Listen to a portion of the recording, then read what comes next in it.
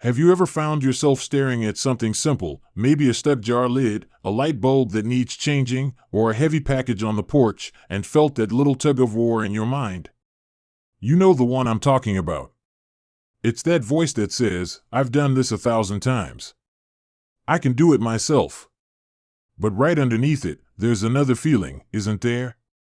Maybe a little whisper of frustration, or that familiar ache in your knees that reminds you things aren't quite as easy as they used to be.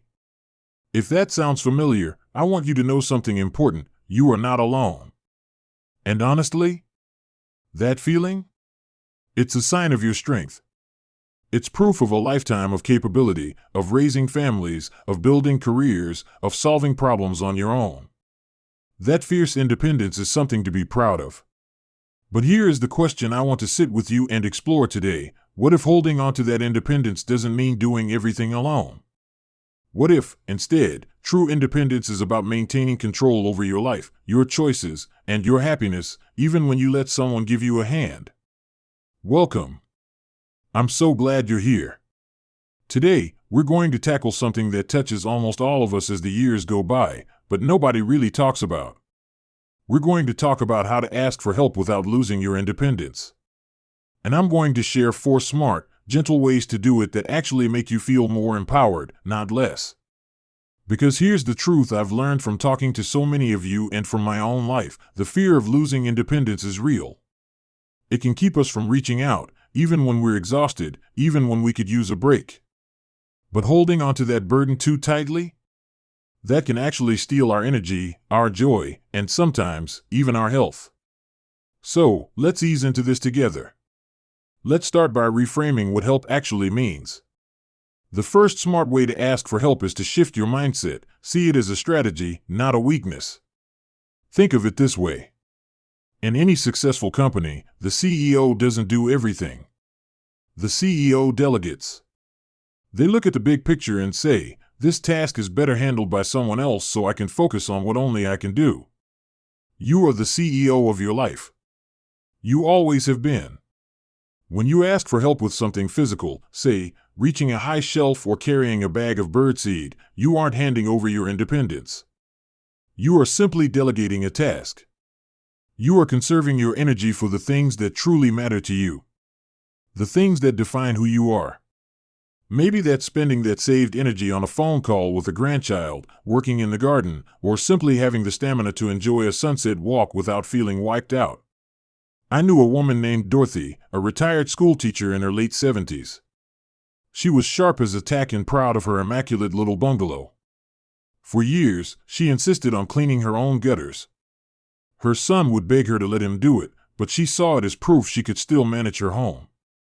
One day, she slipped on the ladder. Thankfully, she wasn't badly hurt, just shaken and bruised. But it scared her. She told me later, I finally realized I was being stubborn, not independent. My independence isn't in my gutters. It's in my home. It's in my memories. Letting my son clean them meant I got to keep living in my home, safely. That was the real win. Dorothy's story is so powerful because it shows the shift. She moved from seeing help as a threat to seeing it as a tool. A tool to protect her true independence, living life on her terms. So, the first step happens right here, in your thoughts. When that little voice says, "I should do this myself," pause. Ask yourself, is doing this myself the best use of my energy today? Or would delegating this task allow me to save my strength for something I truly love? That simple question can change everything. Now that we've opened the door by changing how we think about help, let's talk about the next step. Because thinking it is one thing, but doing it? That takes a little finesse. That brings us to the second smart way: start with the small stuff. We often build up asking for help in our minds into this huge, dramatic event. We imagine it's going to be a long, uncomfortable conversation about our limitations. But it doesn't have to be that way at all. In fact, the best way to get comfortable with asking for help is to practice on the small, everyday things. This is about building a new habit, and like any habit, you start small. It's like dipping your toe in the water instead of jumping into the deep end. Think about your weekly routine. Is there a small task that you dread? Something that isn't difficult, necessarily, but is just awkward or a little taxing. Maybe it's opening a stubborn pickle jar. Or reaching for a can of soup on the top shelf at the grocery store.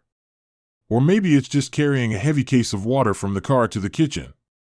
These are perfect opportunities to practice. Here's how it might sound. You're at the grocery store and you can't quite reach that soup.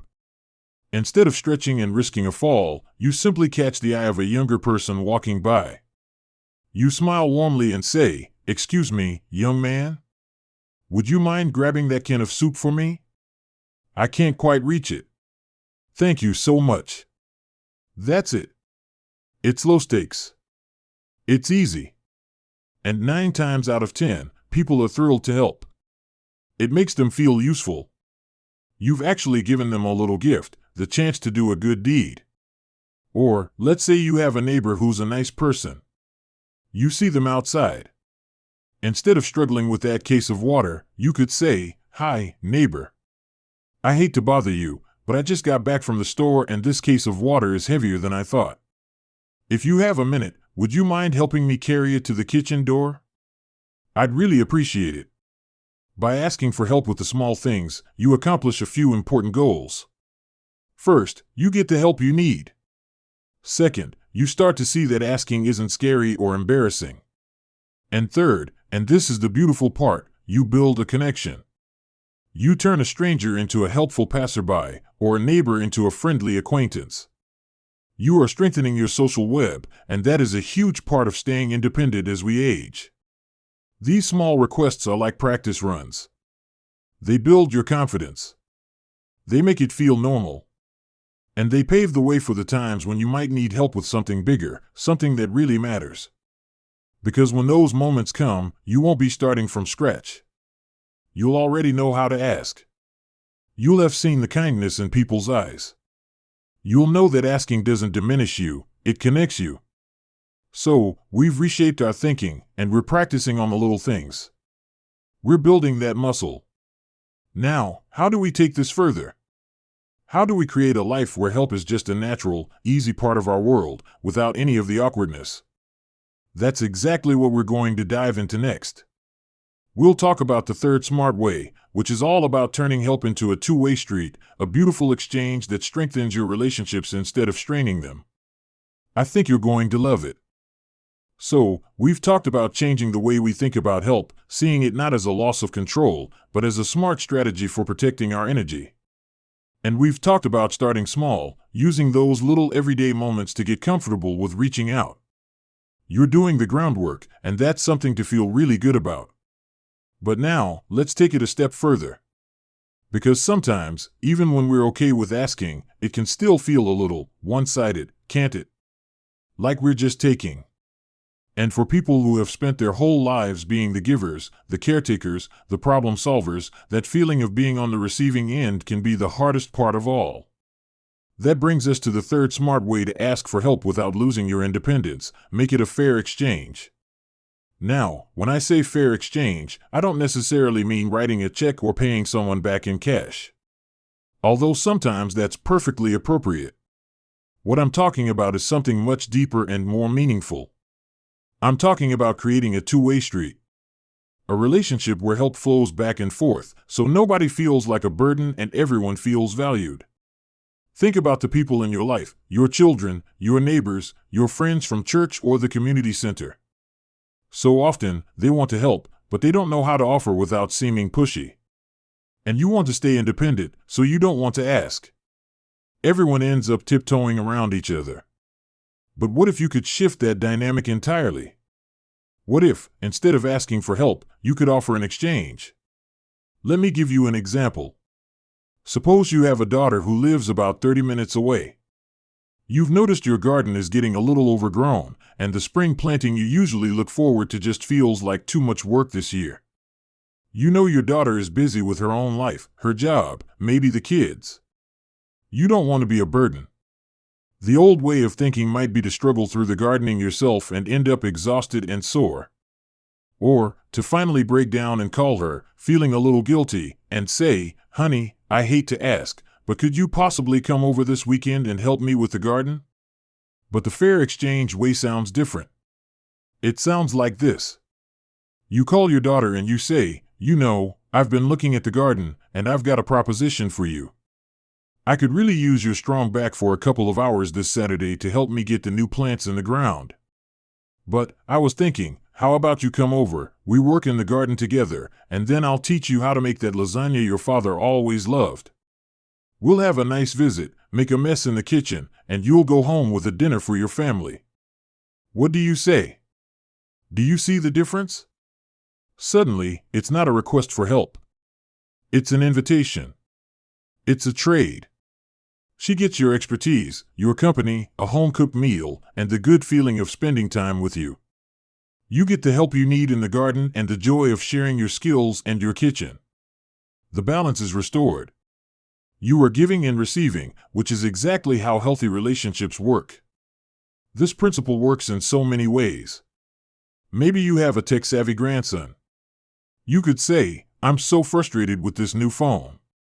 I know you're a whiz at this stuff. If you can come over and show me how to organize my photos, I'll have a batch of your favorite chocolate chip cookies waiting for you. Deal? Or maybe it's a neighbor. Perhaps they're going out of town and need someone to get their mail. That's the perfect time to say, of course I'll get your mail. And while you're away, if you have a big recycling bin that needs to go to the curb, I'd be happy to roll it out for you. And maybe when you get back, you could give me a hand with something small. You're building a network of mutual support. This does something magical. It takes the awkwardness out of asking and replaces it with connection. It honors your dignity because you are still contributing. You are still giving. Your currency might not be physical strength anymore. Maybe it's your wisdom, your recipes, your time, your listening ear, your stories, or your unwavering reliability. Those things are priceless. Never underestimate what you bring to the table. By framing help as an exchange, you're not just getting a task done. You're strengthening the bonds with the people around you. You're creating a community where people look out for each other naturally, without anyone feeling like a charity case. And that, my friend, is a powerful form of independence. Now, this idea of building a community leads us perfectly to the fourth and final smart way. Because while exchanging favors with family and friends is wonderful, sometimes we need a different kind of support. Sometimes the help we need is more consistent or more specialized. And knowing how to find that help without feeling like you've given up is a crucial skill for staying in the driver's seat of your life. So, let's talk about that fourth way. This one is about being the director of your own life, even when you're bringing in professionals. I think you're going to find it incredibly empowering. And that feeling of being in the director's seat is exactly what we're going to build on now. Because we've talked about shifting your mindset, we've practiced on the small stuff, and we've explored how to turn help into a beautiful two-way exchange with the people close to you. But life also throws us situations where the help we need is a little more formal. Maybe it's medical, or involves home maintenance, or requires a skill that's just not in your circle of friends and family. This is where a lot of us hit a wall. The idea of hiring someone or using a community service can feel like a giant step. It can feel like an admission that we can't manage on our own anymore. But I want to offer you a different perspective. A perspective that leads us to the fourth smart way to ask for help: become the director of your own care. Think of it this way. You are the star of your own life, yes. But you are also the director. A director doesn't build the sets, or operate the camera, or sew the costumes. A director's job is to have the vision. The director decides what the final scene looks like and then brings in the experts, the cinematographer, the costume designer, the lighting crew, to make that vision a reality. The director is still very much in charge. This is exactly how you can approach getting help as we age. You don't need to know how to fix a leaky faucet, manage a new medication schedule, or install a grab bar in the shower. But you are the one who decides that a safe, comfortable, well-maintained home is part of your vision. So, you bring in the expert, the plumber, the pharmacist, the occupational therapist, to execute that vision. You are still the boss. You are simply delegating the tasks that require expertise you don't have. I want to tell you about a gentleman named George. George was a veteran, a proud man in his 80s who lived alone. He started having some trouble with his eyesight, nothing too serious, but it made driving at night impossible and reading the mail a real chore. For months, he just struggled with it. He stopped going to his evening card game because he didn't want to ask for a ride. He let important papers pile up on the kitchen table because he couldn't see them clearly. His daughter finally sat him down, worried. And George said something that broke her heart a little.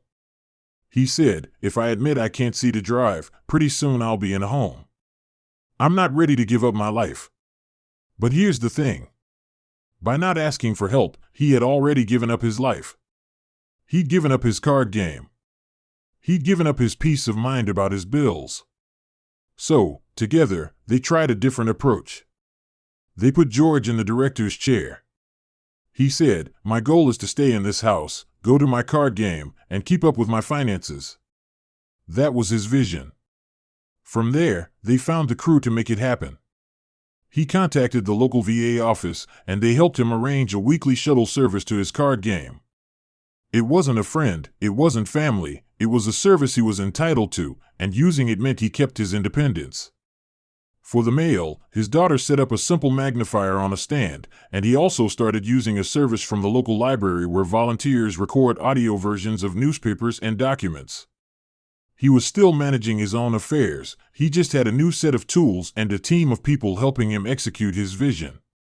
That's the key. When you need to bring in professional help, whether it's a house cleaner, a handyman, a home health aide, or a driver, you are not surrendering your independence. You are exercising it. You are making a conscious choice to use available resources so you can continue living the life you want to live. It might sound like this: "I've decided that my time and energy are too valuable to spend on deep cleaning this house. My goal is to have a clean home so I can enjoy my book club and my knitting. I'm going to hire a service to come in every 2 weeks to handle the heavy cleaning. That's how I'm choosing to spend my resources to protect my energy for the things I love." Or, "The stairs are getting to be too much for my knees. My vision is to stay in this 2-story home where I've raised my family. So, I'm going to have a contractor come and give me an estimate on a chair lift. That's an investment in my independence." Do you hear the difference? It's proactive. It's powerful. You are naming your goal and then directing the resources, financial, social, community-based, to support that goal. You are not a passenger being taken somewhere you don't want to go. You are at the wheel, and you've decided to engage your turn signal. So, let's bring this all together, shall we? We've talked about 4 smart ways to ask for help without losing your independence. First, we shift our mindset and see help as a smart strategy, not a weakness. Second, we start small, practicing on everyday things to build our confidence and remind ourselves that people are kind. Third, we make it a fair exchange, turning help into a 2-way street that strengthens our relationships. And fourth, we become the director of our own care, bringing in experts and services to support the life we've built and want to keep living. My hope for you is that you take these ideas and let them settle. Let them change the conversation you have with yourself the next time you're tempted to struggle in silence. Because you deserve to have energy for the things that bring you joy. You deserve to feel connected to the people around you. You deserve to live your life fully, with dignity and with grace. And remember, every single person in your life, whether it's your family, your neighbor, or the teenager at the grocery store, has moments where they need a hand, too. By learning to ask, you're not just helping yourself. You're giving others the gift of connection. You're letting them show up for you, and that is one of the most beautiful exchanges there is. Thank you so much for spending this time with me today. I'd love to hear from you. What's one small thing you might try asking for help with this week? Or maybe you have a story about a time someone helped you, and it turned into a wonderful moment of connection. Share it in the comments below. I read them, and I know this community would love to hear your wisdom, too. If this video spoke to you, if it made you feel a little lighter or a little more empowered, please give it a thumbs up. And if you'd like to have more conversations like this, real conversations about living well at any age, consider subscribing to the channel.